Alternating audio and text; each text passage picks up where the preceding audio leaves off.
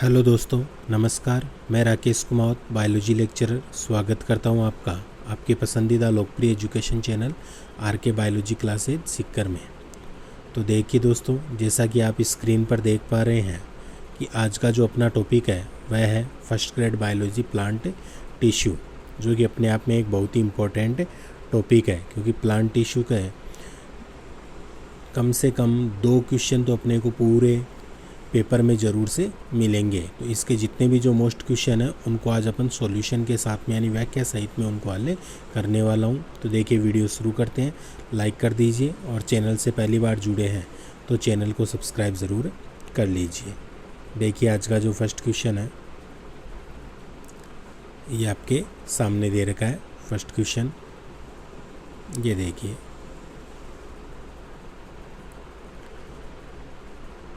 Question number first. अब देखिए, यहाँ पर क्वेश्चन नंबर फर्स्ट की अपन बात कर रहे हैं। तो इसमें क्या है, निम्नलिखित कथनों में से कौन सा सही है। कथन वाला क्वेश्चन इसलिए शामिल किया है क्योंकि आजकल जो पेपर पैटर्न है वह इसी टाइप के हो गए हैं, कथन के क्वेश्चन आते हैं। तो देखिए, पौधे सूर्य के प्रकाश से प्राप्त ऊर्जा को कार्बोहाइड्रेट के रूप में संग्रहित भोजन में परिवर्तित करते हैं। सेकेंड, पौधों में पर्णहरित होता है। और थर्ड, पादप कोशिकाओं में कोशिका भित्ति नहीं होती है। तो यहाँ पर ये अपने 3 कथन दे रखे हैं, अपने को सही बताना है। तो बताइए, इसमें केवल फर्स्ट सही है या फर्स्ट व सेकंड दोनों सही है या फर्स्ट व थर्ड है या सब सही है। तो देखिए, यहाँ पर पहला कथन कह रहा है कि पौधे सूर्य के प्रकाश से प्राप्त ऊर्जा को कार्बोहाइड्रेट के रूप में संग्रहित भोजन में परिवर्तित करते हैं। तो यह क्या है, यहाँ पर सही दे रखा है। दूसरा है, पौधों में पर्णहरित होता है। यह बात भी अपन कह सकते हैं कि क्या है, सही है। लेकिन तीसरा देखिए, पादप कोशिकाओं में कोशिका भित्ति नहीं दे रखी है, जबकि पादप कोशिकाओं में तो कोशिका भित्ति होती है, इसलिए तीसरा तो क्या हो जाएगा, रॉन्ग हो जाएगा। और पहला और दूसरा क्या है, सही है। अब पहले और दूसरे को सही बताने वाला ऑप्शन कौन सा, अपने सेकंड ऑप्शन ने दे रखा है। देखिए आगे, अब इसके सॉल्यूशन यहाँ पर अपन थोड़ी सी चर्चा कर लेते हैं। जैसे यहाँ पर बात आई थी अपने प्रकाश संश्लेषण की, तो प्रकाश संश्लेषण क्या होता है उसके बारे में थोड़ा सा मैं आपको बताने जा रहा हूँ। मेन बात है प्रकाश संश्लेषण। पत्तियों में एक हरा वर्णक होता है जिसे हम क्या कहते हैं, क्लोरोफिल के नाम से जानते हैं। यह पत्तियों को सूर्य के प्रकाश की ऊर्जा को पकड़ने में क्या करता है, मदद करता है, यानी कि सूर्य के प्रकाश को ग्रहण करने में मदद करता है। इस ऊर्जा का उपयोग कार्बन डाइऑक्साइड और पानी से भोजन को संश्लेषित करने के लिए किया जाता है। चूँकि भोजन का संश्लेषण सूर्य के प्रकाश की उपस्थिति में होता है, इसलिए हम इसे क्या कहते हैं, प्रकाश संश्लेषण के नाम से जानते हैं। अब सूर्य के प्रकाश की उपस्थिति में क्या होता है, कार्बन डाइऑक्साइड प्लस पानी मिलकर किसका निर्माण करते हैं, कार्बोहाइड्रेट प्लस ऑक्सीजन का निर्माण इसमें होता है। इसमें कुछ पौधे हरे शैवाल और साइनोबैक्टीरिया प्रकाश संश्लेषण कार्य करते हैं। यह अभिक्रिया जरूर से याद रखनी है। देखिए, 6CO2 प्लस 6H2O प्लस सूर्य का प्रकाश क्या बना, 6H12O6 प्लस 6O2। 6H12O6 का मतलब क्या हो गया, यहाँ पर किसका निर्माण हो रहा है, ग्लूकोज का निर्माण हो रहा है। ये अपन देख सकते हैं, यहाँ पर ग्लूकोज का निर्माण इसके अंदर हो रहा है। आगे अपन देखें तो पौधों की कोशिकाओं में रक्षा के लिए उन्हें कठोर संरचना बनाने के लिए कोशिका भित्ति भी पाई जाती है।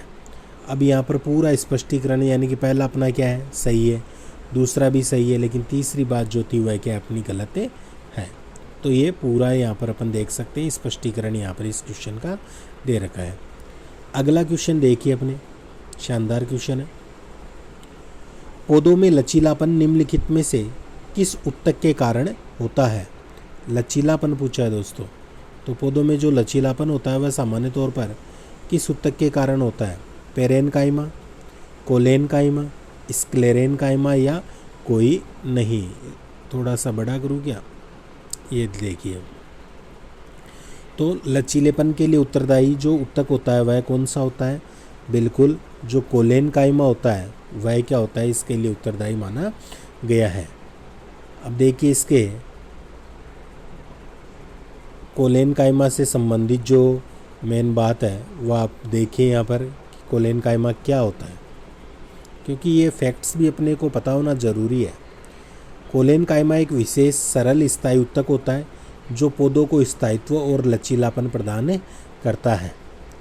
यह ऊतक जीवित कोशिकाओं से बना होता है। इम्पोर्टेंट बात है, यानी क्वेश्चन एक था लेकिन उससे रिलेटेड 10 क्वेश्चन यहाँ पर तैयार हो रहे हैं आपके। ये ऊतक जीवित कोशिकाओं से बना होता है जो भित्ति पर सेल्यूलोज, पैक्टिन और हेमी सेल्यूलोज की असमान मोटाई होती है। ये सेल्यूलोज है, यहाँ पर के मिसप्रिंट है। आगे कोशिकाओं में क्लोरोप्लास्ट होता है, फिर ये शर्करा और स्टार्च के निर्माण में शामिल होता है और पादप शरीर को तन्यता और नम्यता प्रदान करता है। तन्यता का मतलब अपन कह सकते हैं कि एक तरह से कठोरता, और नम्यता का मतलब होता है लचीलापन, नरम बनाने का कार्य करता है। फिर आगे देखें तो पेरेनकाइमा अपन ने इसका आंसर माना था, और कोलेनकाइमा। अब यहाँ पर पेरेनकाइमा क्या होता है, कोलेनकाइमा था आंसर। तो पेरेनकाइमा क्या होता है कि यह ऊतक पौधों को सहारा प्रदान करने का कार्य करता है।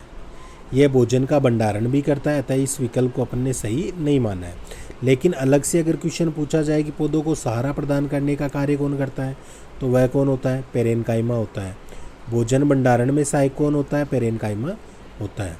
जो कोलेनकाइमा होता है ना, वह तो क्या होता है, पौधे के हिस्सों को आसानी से मोड़ने की अनुमति देता है, यानी किसके लिए जिम्मेदार होता है, लचीलेपन के लिए जिम्मेदार होता है।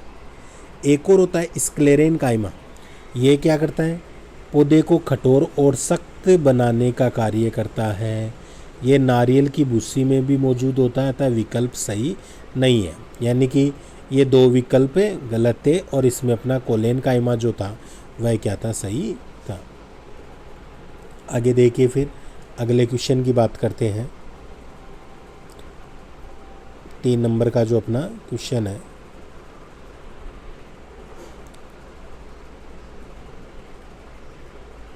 क्वेश्चन देखिए, पादप ऊतक रिक्स्थान दे रखा है कि कोशिका भित्ति सुबेरिन द्वारा स्कंदित होती है जो उन्हें गैस और पानी के अणुओं के लिए अभेद्य बनाती है। तो कौन सी होती है, एपिडर्मिस यानी उपत्वचक, कॉर्क, रंध्र या फ्लोएम तंतु। तो बताइए क्या सही होगा। यानी पादप ऊतक में किसकी कोशिका भित्ति सुबेरिन द्वारा स्कंदित होती है जो उन्हें गैस और पानी के अणुओं के अभेद्य बनाती है। बिल्कुल, अगर कॉर्क सोच रहे हैं तो बिल्कुल सही सोच रहे हैं, इसका सेकंड ऑप्शन सही होगा। अब देखिए सेकंड ऑप्शन में यहाँ पर कॉर्क के बारे में कुछ बात मैं आपको यहाँ पर बताना चाहूँगा कि कॉर्क है क्या, इसके बारे में थोड़ा सा अपन चर्चा कर लेते हैं। ये देखिए कॉर्क के बारे में, पादप ऊतक में कॉर्क की कोशिका भित्ति सुबेरिन द्वारा स्कंदित होती है जो उन्हें पानी और गैस अणुओं के लिए अभेद्य बनाती है।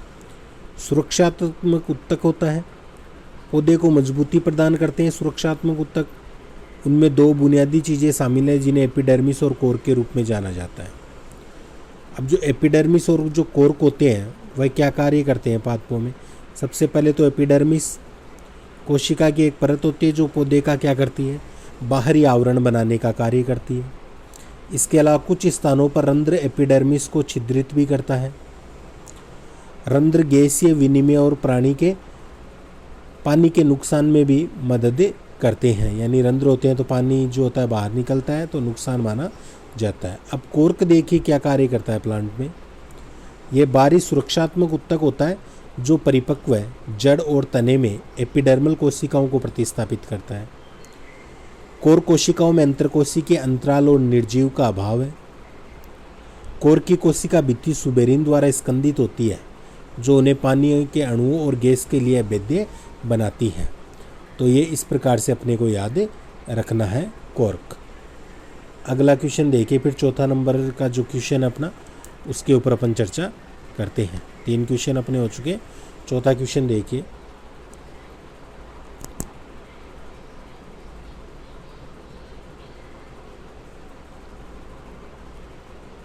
ये क्वेश्चन नंबर 4 की अपन यहाँ पर बात कर रहे हैं। तो निम्नलिखित में से कौन सा ऊतक पौधे को मजबूती प्रदान करता है। तो कौन सा जो उत्तक है वह पौधे को मजबूती प्रदान करने का कार्य करता है? तो देखिए, विभज्योतक उत्तक, सरल स्थायी उत्तक, जटिल स्थायी उत्तक और रक्षी उत्तक। तो मजबूती प्रदान करने का कार्य कौन करता है? तो देखिए, यहाँ पर विभज्योतक भी नहीं होगा, सरल स्थायी भी नहीं होगा और जटिल भी नहीं होगा। यहाँ पर जो मजबूती प्रदान करने का कार्य करता है वह कौन होता है? रक्षी उत्तक होता है। चौथा ऑप्शन जो होगा वह यहाँ पर क्या होगा? राइट होगा। ये क्या करता है? मजबूती प्रदान करने का कार्य करता है। अब रक्षी उत्तक के बारे में अपन देखते हैं कि मुख्य बातें कि रक्षी उत्तक जो होता है ना, ये क्या कार्य करता है। ये देखिए कि रक्षी उत्तक पौधे को मजबूती प्रदान करते हैं। रक्षी उत्तक, इनमें दो बुनियादी चीज़ें जिन्हें बाह्य त्वचा और छाल के रूप में जाना जाता है। अब रक्षी उत्तक के जो मुख्य घटक होते हैं वह कौन कौन से होते हैं? एक तो बाह्य त्वचा होती है और एक क्या होती है? छाल होती है। अब बाह्य त्वचा की अगर अपन बात करते हैं तो यह तो क्या होती है? कोशिका की एक परत जो पौधे में बाह्य आवरण बनाती है, बाह्य त्वचा कहलाती है। कुछ स्थानों पर रंध्र बाह्य त्वचा को छिद्रित भी करते हैं और रंध्र गैसीय विनिमय और पानी के निष्कासन में मदद करते हैं। दूसरी जो छाल होती है ना, ये बाहरी रक्षी उत्तक है जो परिपक्व जड़ों और तने में बाह्य त्वचा कोशिकाओं को प्रतिस्थापित करता है। छाल कोशिकाओं में अंतः कोशिकीय अंतर और बेजानपन की कमी होती है। छाली कोशिका भित्ति सुबेरिन द्वारा समन्वित होती है जो उन्हें पानी के अणुओं और गैस अणुओं के लिए अभेद्य बनाने का कार्य करती है। तो ये नॉर्मल सी बातें अपने को याद रखनी है। आगे देखिए 5 नंबर का जो क्वेश्चन है उसके ऊपर अपन चर्चा करते हैं। निम्नलिखित में से कौन सा पादप हार्मोन फल के पकने के लिए जिम्मेदार होता है या हार्मोन फल के पकने को नियंत्रित करता है? ये अपने को बताना है। ऑप्शन फर्स्ट कहता है ethylene, second zeatin, third auxin और फोर्थ दे रखा है जिब्रेलिक अम्ल। तो पादप हार्मोन है ये, इनमें फल के पकने को नियंत्रित कौन सा करता है बताइए? बिल्कुल, जो आपका इथाइलिन होता है वह क्या करता है? फल के पकने को क्या करता है? नियंत्रित करने का कार्य करता है इथाइलिन। अब इथाइलिन जो होता है वह फल को पकने क्या नियंत्रित करता है उस क्रिया को। इथाइलिन क्या होता है? एक पादप हार्मोन होता है जो पौधों में पकने और सड़ने को प्रभावित करता है। इथाइलिन एक पौधे के सभी भागों में उत्पन्न होता है और पौधे के उत्तक से पौधे के बाहर फैलता है और हवा के माध्यम से पूरी तरह से अलग पौधे को क्या करता है? प्रभावित भी करने का ये कार्य करता है। अब इसके अलावा भी देखिए कि जिएटिन साइटोकाइनिन प्रकार एडेनिन से लिया गया है। ये एक सिस ट्रांस समायोड संयुग्म के रूप में होता है। इसके अलावा पादप हार्मोन ऑक्सिन और जिब्रेलिन दे रखा है। तो ऑक्सिन का कार्य तो क्या होता है? कोशिका वृद्धि और कोशिका विस्तार में शामिल होता है। जिब्रेलिक क्या करता है? अम्ल स्वाभाविक रूप से पौधे के हार्मोन होते हैं ये, जो कोशिका विभाजन और वृद्धि दोनों को उत्तेजित करने के लिए पौधे के विकास नियामकों के रूप में उपयोग में लिए जाते हैं। ये अपने को ध्यान रखना है। एक और होता है साइटोकाइनिन, वह क्या करता है दोस्तों? कोशिका विभाजन को प्रेरित करने का कार्य करता है, इसलिए अपने को उसके बारे में भी ध्यान रखना है। अब देखिए अगला क्वेश्चन अपन बात करते हैं 6 नंबर का जो अपना आज का क्वेश्चन है। निम्नलिखित में से कौन सा एक जलीय पौधे को उन्हें तैरने में मदद करने के लिए उछाल प्रदान करता है? यानी जलीय पौधे को तैरने में मदद करने का कार्य, उछाल का कार्य कौन करता है? Option aerenchyma, tracheid, guard cell या स्क्लेरेन काइमा। तो यह कार्य कौन करता है? बिल्कुल यह कार्य होता है एरेनकाइमा का होता है। ए ऑप्शन जो है ना वह इसके अंदर क्या होगा? राइट होगा, एरेनकाइमा। अब यह एरेनकाइमा है क्या, इसके बारे में थोड़ी सी अपन चर्चा कर लेते हैं। देखिए एरेनकाइमा उन्हें तैरने में मदद करने के लिए जलीय पौधों को उछाल प्रदान करता है। यह एक प्रकार का उत्तक है जिसमें पतली दीवारों वाली कोशिकाएं होती है और हवा के आंतरिक संचलन के लिए अनुकूलित बड़े अंतरकोशिकीय स्थान होते हैं। यह हाइपोक्सिक परिस्थितियों में ऑक्सीजन के साथ पौधों की जड़ें प्रदान करता है। ये बातें भी अपने को ध्यान में रखनी है। अब अन्य जो ऑप्शन है उनके बारे में भी देख लीजिए। जैसे ट्रेकिड, ये क्या करता है, जाइलम में एक प्रकार का जल संवाहक कोशिका होती है जिसमें कोशिका भित्ति में छिद्रों की कमी होती है और ये क्या होती है, निर्जीव सेल्स होती है। गार्ड सेल क्या होती है, ये कोशिकाएं प्रत्येक रंध्र को घेरती है और रंध्र को खोलकर और बंद करके वाष्पोत्सर्जन की दर को कंट्रोल करने का कार्य करती है। स्क्लेरेन कायमा, ये मृत कोशिकाओं से बने हुए होते हैं जिनमें लिग्निन और उच्च सेल्यूलोज सामग्री वाली दीवारों को भारी किया जाता है। यह पौधों में संरचनात्मक सहायता प्रदान करने का कार्य भी करता है। तो ये बात भी अपने को यहाँ पर ध्यान में रखनी है। अगला क्वेश्चन देखिए फिर 13 नंबर का जो अपना क्वेश्चन है उसकी अपन चर्चा करते हैं। 13 नंबर का नहीं है, सॉरी, क्वेश्चन तो अपना अभी 7 नंबर का ये क्वेश्चन है।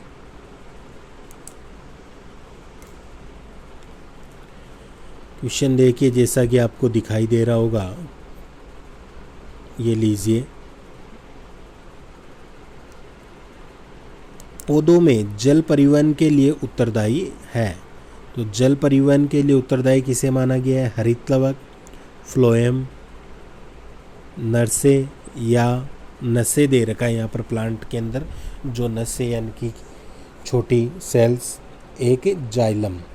तो जल परिवहन के लिए हमेशा जिम्मेदार किसे माना जाता है, तो जल परिवहन के लिए जिम्मेदार माना गया है जाइलम को यहाँ पर माना गया है। देखिए कई बार अपन यहाँ पर कंफ्यूज हो जाते हैं क्योंकि मुख्य रूप से क्वेश्चन आते हैं, एक तो आता है जाइलम से और एक किससे आता है दोस्तों, फ्लोएम से आता है। इनमें एक तो क्या करता है, जल से संबंधित होता है और एक क्या होता है, भोजन से संबंधित होता है। लेकिन अपन कंफ्यूज हो जाते हैं। तो देखिए कंफ्यूज नहीं होना है, यहाँ पर जल परिवहन पूछा है और जाइलम में भी पहले क्या आता है, ज आता है। इसलिए जहाँ पर देखो ज मिलते हैं तो उनसे याद कर लेना कि जाइलम फॉर जल। और फ्लोएम में पहले क्या आता है, यहाँ पर एफ दे रखा है। फ्लोएम में क्या दे रखा है, एफ दे रखा है। लेकिन फ्लोएम में इंग्लिश वर्ड तो पी होता है, इसलिए अपन यहाँ से तो याद नहीं रखेंगे। लेकिन इतना याद रख लेना, ऐप को अगर अपन ऐसे लिखते हैं इंग्लिश में, फ्लोएम को ऐप मानकर चले तो ऐप फॉर क्या होता है, फूड होता है। और फूड यानी कि क्या होता है, भोजन के लिए जिम्मेदार होता है। अगर फ्लोएम भी याद नहीं रहे तो केवल जाइलम रखोगे तो दूसरा ऑटोमेटिक फूड के लिए हो जाएगा, इसलिए जैसे याद रख लेना। अब देखिए यहाँ पर जाइलम क्या है, जटिल उत्तक एक से अधिक प्रकार की कोशिकाओं के बने होते हैं। ये सभी कोशिकाएं एक समान कार्य करने के लिए समन्वय करती है। जाइलम और फ्लोएम ऐसे जटिल उत्तकों के उदाहरण हैं। वे दोनों संचार उत्तक होते हैं और एक संवहनी गुच्छ का गठन भी करते हैं। जाइलम संवहनी पौधों का एक विशिष्ट उत्तक होता है जो पौधों की जड़ों से तने और पत्तियों तक जल और पोषक तत्वों को पहुंचाने का कार्य करता है। इसीलिए अपन ने विकल्प 4 को सही माना है। ये पौधे को यांत्रिक सहारा देता है और भंडारण में भी सहायक होता है यानी प्रदान करता है।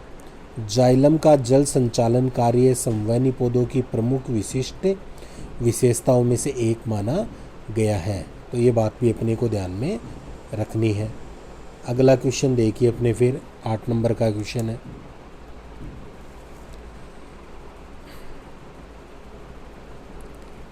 कोलेन कायमा उत्तक की कोशिकाएं किसके जमाव होने के कारण मोटी हो जाती है। काफ़ी इम्पोर्टेंट क्वेश्चन है कि जो कोलेन कायमा टिश्यू होता है या उत्तक होता है उसकी कोशिकाएं होती है ना, उस पर किसका जमाव होने के कारण वह मोटी हो जाती है। तो देखिए एक तो दे रखा है सेल्यूलोज और पेक्टिन, दूसरा लिग्निन और कटिन, थर्ड पेक्टिन और काइटिन, फोर्थ दे रखा है सुबेरिन और सेल्यूलोज। आप बताइए इसका आंसर क्या होगा। हाँ, देख रहे हैं ना आप लोग? कमेंट में बताइए जल्दी से मेरे को कि कोलेनकाइमा उत्तक की कोशिकाएं किसके जमाव के कारण मोटी होती है। चलिए, इसका सही आंसर होगा सेलुलोज, और जो पेक्टिन होता है ना, उसके जमाव के कारण अपन कहते हैं कि यह क्या होती है, मोटी होती है। अब देखिए कि जो कोलेनकाइमा होता है ना, पौधों में अनियमित सेल दीवारों के साथ जीवित लंबी कोशिकाओं के उत्तक का समर्थन करता है। कोलेनकाइमा कोशिकाओं में उनके सेल की दीवारों में एक तो सेल्यूलोज की मोटी जमा होती है, परत जमा होती है, और क्रॉस सेक्शन में बहुभुज दिखाई देते हैं। उत्तक की ताकत इन मोटी सेल दीवारों और कोशिकाओं के अनुदैर्ध्य इंटरलॉकिंग के परिणाम स्वरूप होती है। तो ये बात अपने को याद रखनी है। अगला क्वेश्चन देखिए, फिर अगले क्वेश्चन की बात करते हैं। क्वेश्चन देखिए अपने, निम्नलिखित में से कौन सा पादप उत्तक एक सजीव उत्तक है? ऑप्शन फर्स्ट दृढ़ोतक, सेकेंड वाहिनिका, थर्ड फ्लोएम फाइबर, और चौथा दे रखा है मृदुतक। तो क्वेश्चन देखिए दोबारा, निम्नलिखित में से कौन सा पादप उत्तक एक सजीव उत्तक है? इन चारों में से सजीव उत्तक पूछा है। तो देखिए, दृढ़ोतक, वाहिनिका और फ्लोएम फाइबर तीनों सजीव उत्तक नहीं है। सजीव उत्तक यहाँ पर कौन सा है? ओनली ऑन मृदुतक जो है वह सजीव उत्तक है यहाँ पर।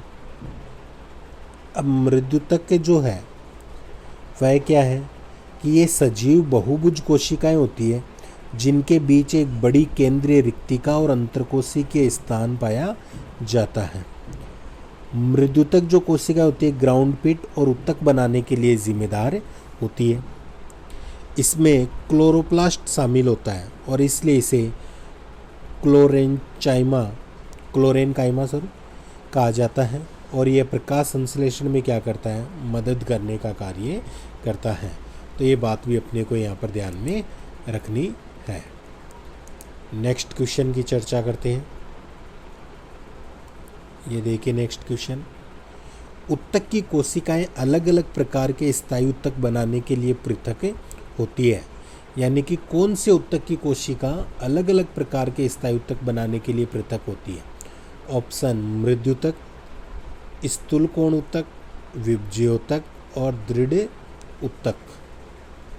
तो बताइए कौन सा होगा, कमेंट में बताइए जल्दी से। अलग अलग प्रकार के स्थायी उत्तक बनाने के लिए पृथक होती है कौन से उत्तक की कोशिकाएं? ये देखिए कौन सा होगा?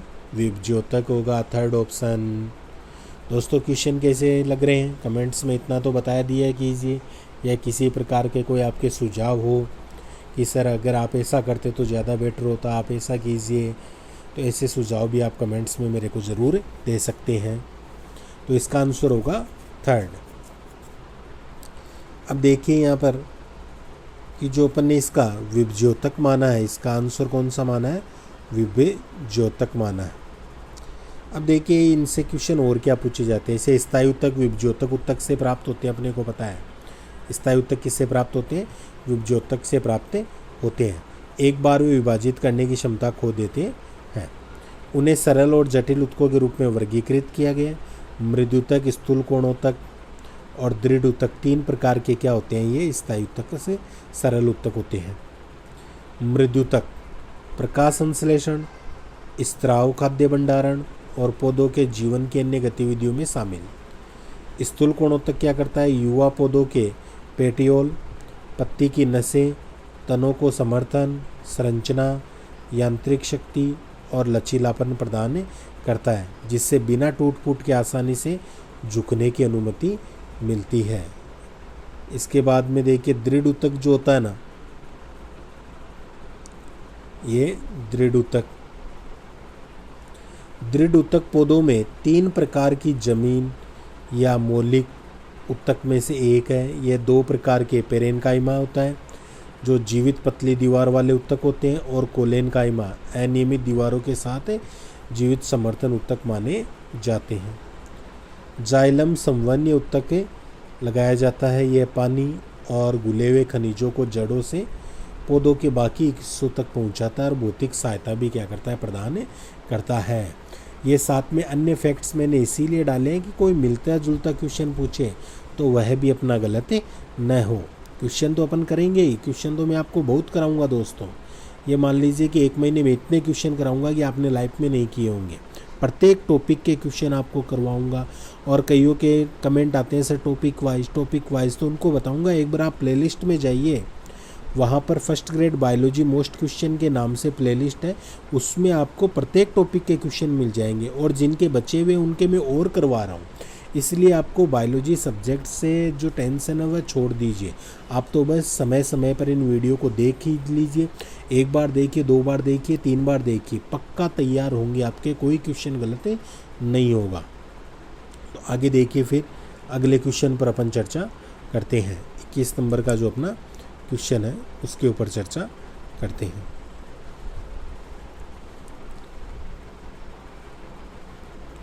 देखिए क्वेश्चन, विभिन्न प्रकार के स्थायी उत्तकों के निर्माण के लिए उत्तक की कोशिकाओं को अलग किया जाता है। पेरेनकाइमा द्वारा, कोलेनकाइमा द्वारा, स्क्लेरेनकाइमा या मेरिस्टेमेटिक। तो कौन से उत्तक की कोशिकाओं को अलग किया जाता है? क्वेश्चन देखिए दोबारा, विभिन्न प्रकार के स्थायी उत्तकों के निर्माण के लिए किस उत्तक की कोशिकाओं को अलग किया जाता है? तो यह उत्तक कौन सा होता है? मेरिस्टेमेटिक उत्तक होता है। चौथा ऑप्शन जो है वह इसके अंदर राइट होगा। अब जो मेरिस्टेमेटिक उत्तक होता है ना, उसके बारे में थोड़ा सा आपको बता देते हैं कि मेरिस्टेमेटिक क्या होता है। उत्तक की कोशिकाएं मेरिस्टेमेटिक को एक अलग प्रकार के स्थायी उत्तकों के निर्माण के लिए पृथक किया जाता है। मेरिस्टेम सबसे पौधों में उत्तक होता है, सभी पौधों में उत्तक होता है। पौधे के क्षेत्रों में पाए जाने वाले अधिशोषित कोशिकाएं होती है जहां विकास होता है। अब मेरिस्टेमेटिक उत्तक देखो मुख्य रूप से 3 प्रकार के होते हैं। एक तो एपिकल, एक इंटरकलेरी और एक होता है पार्श्व मेरिस्टेम। एपिकल क्या करता है? जो शूट टिप्स और रूट टिप्स होते हैं ना पर स्थित होता है। शूट यानी तना और रूट का मतलब होता है जड़, टिप्स इनके टॉप भाग पर यह पाया जाता है। इंटरकलेरी क्या होता है? मेरिस्टेम पत्ती के आधार और नोड्स पर स्थायी उत्तकों के बीच स्थित होता है। और पार्श्व जो होते हैं वह क्या होता है? किनारों पर पाए जाते हैं। यानी कि एपिकल तो क्या हो जाते हैं? तने और जो जड़ होती है उनके सीड्स पर पाए जाते हैं। इंटरकलेरी मेरिस्टेम पत्ती के आधार और नोड्स भाग पर पाए जाते हैं। और पार्श्व मेरिस्टेम क्या होते हैं? किनारों पर स्थित होते हैं। ये बात अपने को याद रखनी है। अगला क्वेश्चन देखिए, फिर अच्छा क्वेश्चन है। ऐसे क्वेश्चन जरूरी देखिए कीजिए, क्योंकि आजकल का पैटर्न ऐसा बन चुका है कि एग्जामिनर ऐसे ही क्वेश्चन पूछता है। अब देखिए, निम्नलिखित घटनाओं को पौधों में सुमेलित करना है। एक तो दे रखा है पानी का अवशोषण, एक खनिज अवशोषण, एक पानी का परिवहन, एक सुक्रोज का परिवहन। तो अब देखिए, पानी के अवशोषण से संबंधित अपन किसे मानते हैं? पानी के अवशोषण से। पानी का अवशोषण कौन करता है भाई? अपने को पता है पानी का अवशोषण कौन करती है?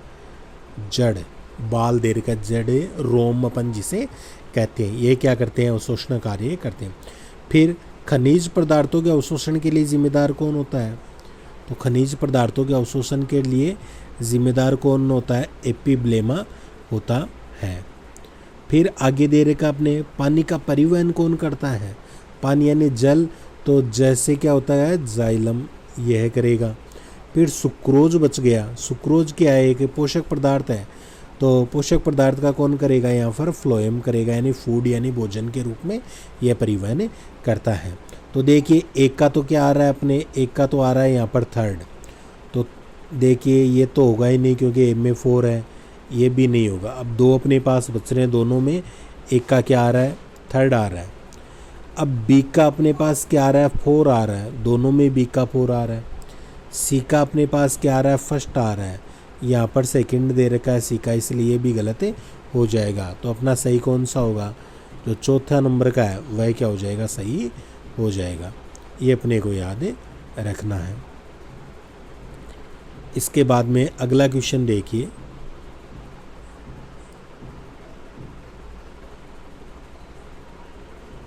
अंडे बनाने वाला हिस्सा है। अंडे का मतलब है यहाँ पर पादपों के अंदर जो अंडाणु अपन कह सकते हैं या मादा युग्मक कह सकते हैं, उनकी बात है। तो वो हिस्सा कौन सा होता है? ऑप्शन देखिए, पुष्प योनि, पुष्पकोश, पुष्पकेसर या कोरोला। तो अंडे बनाने वाला जो हिस्सा होता है वह कौन सा होता है? पुष्प योनि होता है। फर्स्ट ऑप्शन राइट होगा। अगला देखिए, फिर इसी के अंदर अपन 27 नंबर का जो अपना क्वेश्चन दे रखा है उसकी बातें करते हैं। उत्तक एकमात्र पादप उत्तक है जो कोशिका विभाजन द्वारा नई कोशिकाओं का उत्पादन करता है। तो कौन सा उत्तक है जो कोशिका विभाजन द्वारा नई कोशिकाओं का उत्पादन करने का कार्य करता है? ऑप्शन आपके सामने यहाँ पर दे रखे हैं। एक दे रखा है मृदुतक या पेरेनकाइमा, बी जाइलम, थर्ड स्थूल कोणोत्तक या कोलेनकाइमा, और चौथा दे रखा है विभज्योतक या मेरिस्टेमेटिक। तो कोशिका विभाजन से संबंधित जो होता है वह कौन सा होता है? विभज्योतक उत्तक होता है, या इसे मेरिस्टेमेटिक भी अपन कहते हैं। तो ये अपने को इसमें याद जरूर रखना है। अब मेरिस्टेमेटिक की अगर अपन थोड़ी सी बात कर लेते हैं तो देखिए कि पौधों में वृद्धि और तनों की वृद्धि तनों और जड़ों की लंबाई के रूप में होती है। इसे हम क्या कहते हैं? प्राथमिक वृद्धि के नाम से जानते हैं। नॉर्मल अपन देखते हैं कि पादपों में वृद्धि प्राथमिक वृद्धि और द्वितीयक वृद्धि से सेकेंडरी ग्रोथ के नाम से जानते हैं। प्राथमिक वृद्धि में तो सामान्य तौर पर लंबाई में क्या होती है? ग्रोथ होती है। तना और जो जड़ होती है लंबाई में ग्रोथ करती है। लेकिन कई पौधे जो होते हैं उनमें अपने को देखने को मिलता है कि विशेष रूप से लकड़ी के पौधे अपने जीवन काल के दौरान मोटाई में भी वृद्धि करते हैं। यानी कि जब चौड़ाई में वृद्धि होने लग जाती है ना, तना मोटा होने लग जाता है, जड़ मोटी होने लग जाती है, तो उसे हम क्या कहते हैं? सेकेंडरी ग्रोथ के नाम से जानते हैं, या द्वितीयक वृद्धि के नाम से उसे जानते हैं। जब तक वे जीवित रहते हैं तब तक पौधे बढ़ते रहते हैं।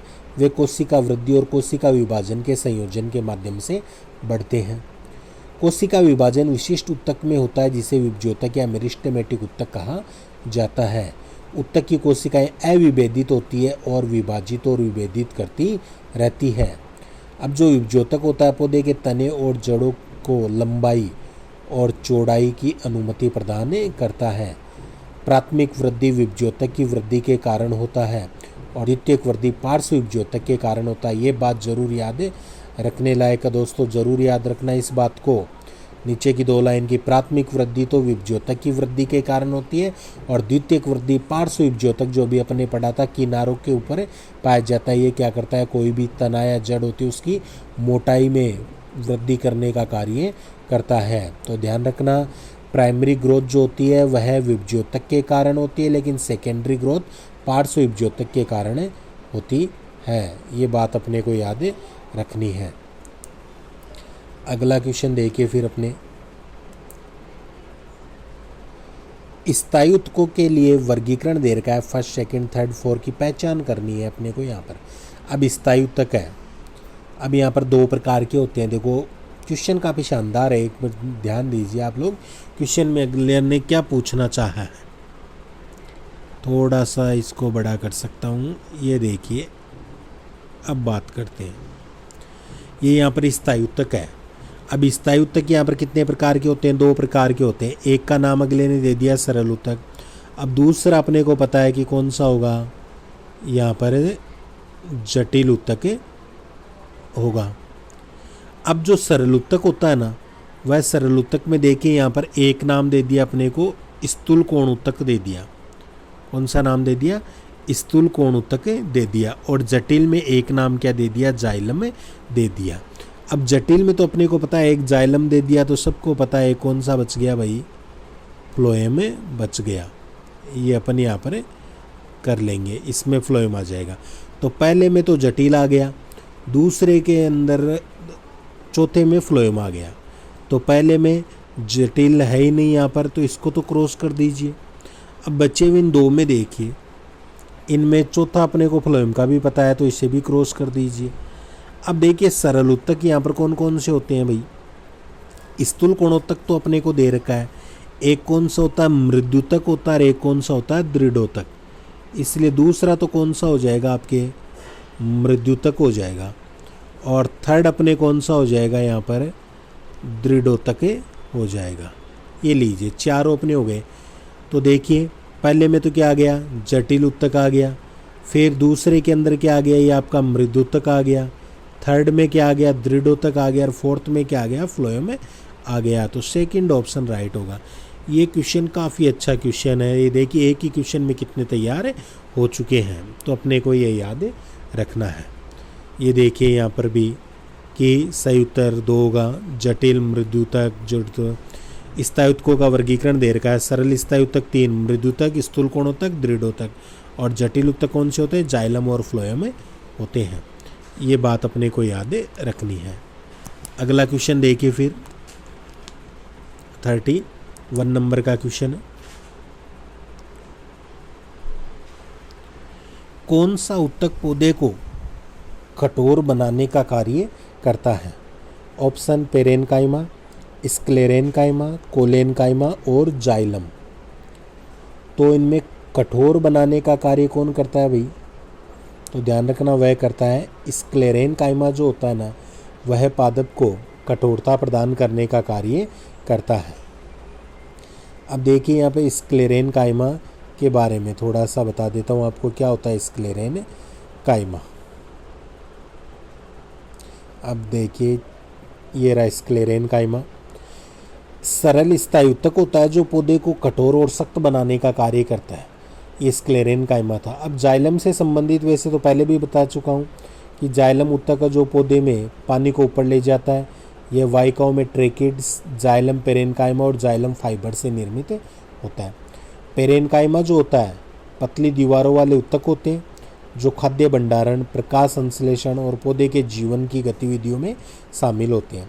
और कोलेनकाइमा होता है ना, इसमें कोलेनकाइमा वे कोशिकाएं होती हैं जिनमें अनियमित रूप से मोटी कोशिका भित्ति होती है जो सहारा और संरचना प्रदान करती है। यानी कि इन चारों से मोस्टली क्वेश्चन पूछा जा सकता है, ज़रूर से याद रखना है अपने को।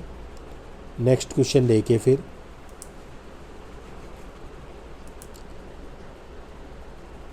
पौधों में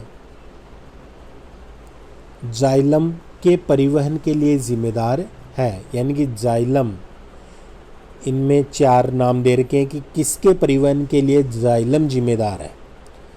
पानी, खाना, अमीनो अम्ल, ऊपर के सभी, तो मेरे ख्याल से सबको आता होगा।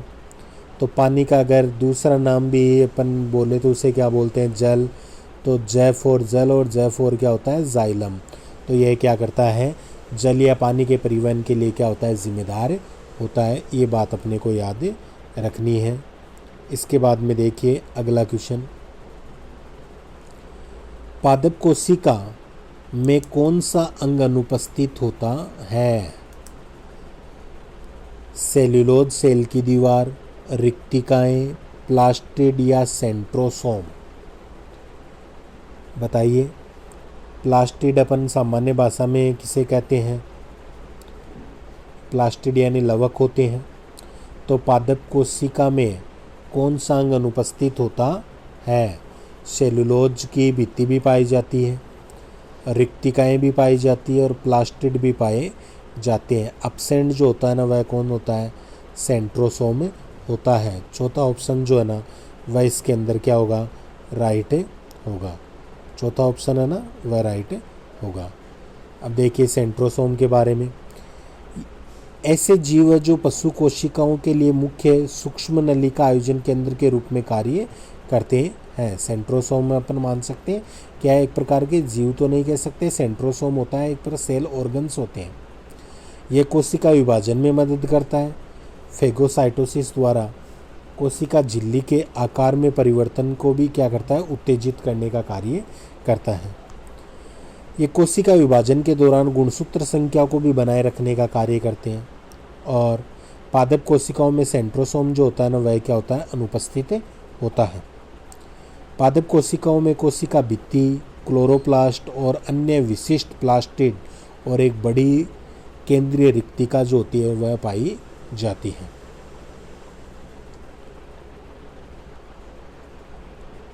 नेक्स्ट क्वेश्चन देखिए, नारियल का भुस्सा किस उत्तक से निर्मित होता है? अगर याद हो तो अपने पहले क्वेश्चन आया था और उसमें मैंने आपको बताया था इसी वीडियो में कि नारियल का भुस्सा जो होता है वह कौन से उत्तक से निर्मित होता है। ऑप्शन देखिए, कोलेनकाइमा, जाइलम फ्लोएम, स्क्लेरोइड्स और स्क्लेरेनकाइमा। तो अब देखिए, जाइलम और फ्लोएम होने का तो सवाल ही नहीं है, कोलेनकाइमा भी नहीं होगा और स्क्लेराइड्स भी नहीं होगा। बचा कौन सा? स्क्लेरेनकाइमा। और ये मेरे ख्याल से सबको आता भी होगा ये क्वेश्चन। इसका क्या होगा? स्क्लेरेनकाइमा होगा। अब स्क्लेरेनकाइमा क्या होता है? सरल स्थायी उत्तक में से एक होता है। सरल स्थायी उत्तक होता है, यह उत्तक है जो पौधे को नारियल के भुस्से की तरह कठोर और सख्त बनाने का कार्य करता है। इस उत्तक की कोशिकाएं कैसी होती है भाई? मृत होती है, ये भी अपने को याद रखना है। ये लंबे और संकीर्ण होते हैं क्योंकि लिग्निन के कारण इनकी दीवारें क्या होती हैं? मोटी हो जाती हैं।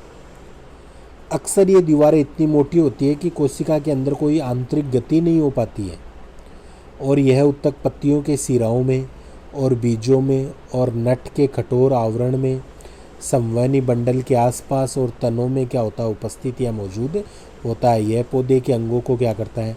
शक्ति प्रदान करने का कार्य करता है। तो ये बात भी अपने को यहाँ पर ध्यान में रखनी है। इसके बाद में देखिए अगला क्वेश्चन,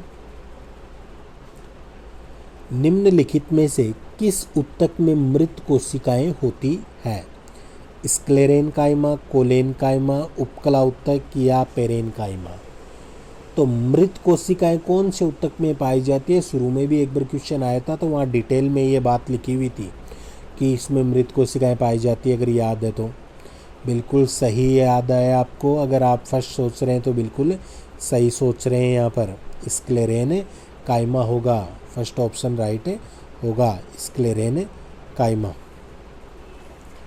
ये देखिए कि जो स्क्लेरेनकाइमा के बारे में थोड़ी सी चर्चा अपन यहाँ पर है। ये देखिए, यह एक साधारण स्थायी पौधा होता है। साधारण स्थायी पौधा होता है। यह पौधों को यांत्रिक कठोरता और शक्ति प्रदान करने का कार्य करता है। यह मृत कोशिकाओं अर्थात गैर जीवित या मृत कोशिकाओं से क्या होता है? निर्मित होता है।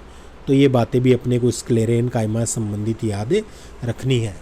दोस्तों क्वेश्चन सारे इम्पोर्टेंट है, इसलिए कहता हूँ वीडियो को कहीं भी आपको छोड़ना नहीं है, पूरा वीडियो देखना। और साथ में अगर अच्छा लग रहा हो तो एक छोटा सा लाइक कर दिया करो दोस्तों। बार बार कहता हूँ, फिर भी कई लोग होते हैं पता नहीं उनके कोई फ़र्क ही नहीं पड़ता। लाइक कर दीजिए कीजिए और थोड़ा शेयर ज़रूर कर दिया कीजिए, क्योंकि वीडियो बनाने में थोड़ा सा हमें भी टाइम मेहनत करनी पड़ती है। तो आपका लाइक ये कहता है कि वीडियो पसंद किया जा रहा है, इसलिए थोड़ा सा हम मोटिवेट होते हैं और आपके लिए ज़्यादा से ज़्यादा बेटर करने की कोशिश करते हैं। अब देखिए, मैंने आपको अच्छे क्वेश्चन उपलब्ध करवाए हैं। तो एक ही बात कहूँगा कि पहला तो आपको क्या करना है, वीडियो को लाइक कर दीजिए अगर वीडियो अच्छा लगा हो तो। दूसरी बात, आपको क्या करना है, वीडियो को शेयर करना है दोस्तों। और शेयर किन के पास करना है? जो आपको पता है कि जो बायोलॉजी स्टूडेंट्स हैं, फर्स्ट ग्रेड बायोलॉजी की तैयारी कर रहे हैं, या अगर तैयारी भी नहीं कर रहे हैं लेकिन बायोलॉजी के स्टूडेंट हैं, चाहे वह सेकंड ग्रेड रीट की ऐसी भी तैयारी कर रहे हो, सबके टॉपिक आने वाला है, तो उनके पास वीडियो को शेयर कर दीजिए। और तीसरा यहाँ पर सब्सक्राइब, यानी कि अभी तक अगर आप चैनल को सब्सक्राइब नहीं किया तो सब्सक्राइब कर लीजिए। और चौथा, बेल आइकन को दबा लीजिए, प्रेस कर लीजिए, ताकि जब भी नया वीडियो आए तुरंत आपके पास नोटिफिकेशन पहुंच जाए। तो मैं आपके लिए बढ़िया बढ़िया क्वेश्चन डेली अपलोड करता रहूँगा। आप मेरे ये 4 जो बातें हैं उनको फॉलो कर लीजिए। पहला लाइक, दूसरा शेयर, तीसरा सब्सक्राइब और चौथा जो दे रखा है बेल आइकन को फॉलो करना। इन बातों का आपको विशेष रूप से ध्यान में रखना है। इसके बाद में एक बात मैं आपको कह रहा था कि जो प्रीवियस पेपर जैसे कि वो भी मैंने प्लेलिस्ट में दे रखे हैं, लेकिन कुछ स्टूडेंट्स के कमेंट्स आ रहे हैं कि सर प्रीवियस जो पेपर है वह थोड़ी सी व्याख्या के साथ में बताइए। तो मैं जल्दी ही आपको जो अपने प्रीवियस पेपर है वह भी आपको उपलब्ध कराने वाला हूँ। पूरे 150 क्वेश्चन आपको उपलब्ध करवाऊँगा और कुछ दिनों के पश्चात लगभग 10 से 15 आपको मॉडल पेपर भी सेम टू सेम जैसे आरपीएससी में पूछे जाते हैं वैसे कराने की पूरी तैयारी मैंने कर रखी है। बस आप तो लगातार अपने चैनल से जुड़े रहिए, अपना प्यार चैनल को देते रहिए, मैं आपके लिए लगातार कोशिशें करता रहूँगा। तो आज की क्लास यहीं समाप्त करते हैं। आशा करता हूँ क्लास अच्छी लगी होगी। तो आप सभी का धन्यवाद। जय हिंद, जय भारत।